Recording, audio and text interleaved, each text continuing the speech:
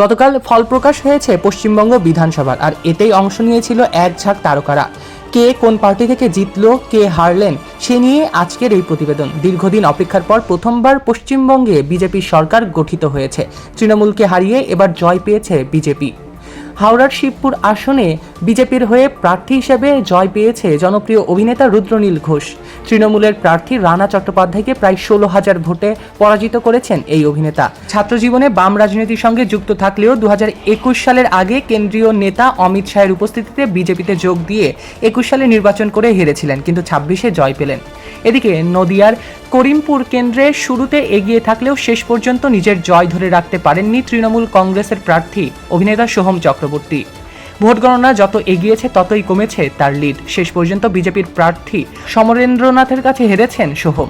এদিকে বরানগর কেন্দ্রেও তৃণমূলের জন্য হতাশার খবর এসেছে। সেখানে দলের প্রার্থী ছিলেন অভিনেত্রী সায়ন্তিকা বন্দ্যোপাধ্যায়।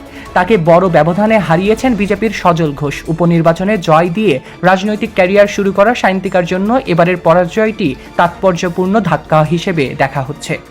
এবারের নির্বাচনে বিজেপি আরও কয়েকজন তারকা প্রার্থীর জয় পেয়েছে। যেমন রয়েছে হাওড়ার শ্যামপুর কেন্দ্র থেকে তৃণমূল প্রার্থী নাদেবাসী জানাকে হারিয়ে জয় পেয়েছেন টলিউড অভিনেতা হিরণ চট্টোপাধ্যায়। তবে সব তারকার ভাগ্যে জয় জোটেনি। ব্যারাকপুর কেন্দ্রে তৃণমূলের হয়ে লড়েছেন নির্মাতা রাজ চক্রবর্তী। বিজেপির কৌস্তভ বাগচির কাছে 15,000-এর বেশি ভোটে পরাজয় পেয়েছে টলিউডের এই নির্মাতা রাজ চক্রবর্তী।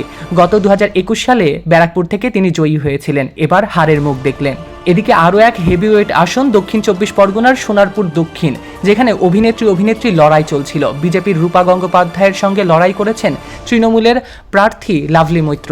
এই অভিনেত্রী লাভলি মৈত্রকে হারিয়ে এই আসনে প্রথমবারের মতো জয় পেয়েছে জনপ্রিয় বিজেপি দলের অভিনেত্রী রূপা গঙ্গোপাধ্যায়। আবার কলকাতা মানিকতলা আসনে তৃণমূলের শ্রেয়া পাণ্ডেকেও বিজেপির তাপস রায়ের তুলনায় পিছিয়ে রয়েছিল প্রথম থেকেই। পরবর্তীতে শ্রেয়া পাণ্ডে হার গ্রহণ করেছে তৃণমূল হয়ে। টলিগঞ্জে প্রথম থেকেই অরূপ বিশ্বাসের সামর্থ্য ছিল অনেকাংশে, কিন্তু এবার দীর্ঘ 20 বছর পরে সেই টালিগঞ্জ বিধানসভা কেন্দ্রেই পালাবদল ঘটল। বিজেপির হাত ধরে আসা অভিনেত্রী পাপিয়া অধিকারী প্রথমবারের মতো টালিগঞ্জ থেকে জয় পেয়ে বিজেপির হয়ে ইতিহাস করেছে। সো ভিউয়ার্স, এই সমস্ত তারকাদের মধ্যে কাকে আপনারা সাপোর্ট করেছিলেন কমেন্টে জানাতে ভুলবেন না।